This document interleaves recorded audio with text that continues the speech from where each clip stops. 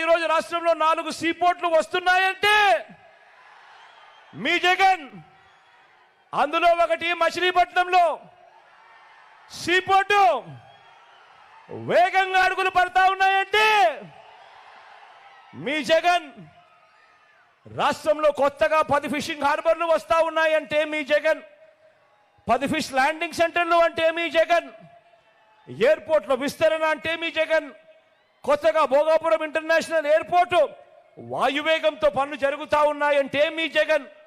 3 industrial కారిడార్లు, 10 industrial nodes వేగంగా వస్తున్నాయంటే మీ జగన్. ప్రణాళికాబద్ధంగా ఇరిగేషన్ ప్రాజెక్టులన్నీ కూడా పూర్తి అవుతున్నాయంటే కూడా మీ జగన్. మొట్టమొదటిసారిగా ఎంఎస్ఎంఈలకు తోడుగా ఉంటూ వారిని చెయ్యి పట్టుకొని నడిపిస్తూ ప్రోత్సాహమిస్తూ వారికి అండగా నిలబడింది మీ జగన్.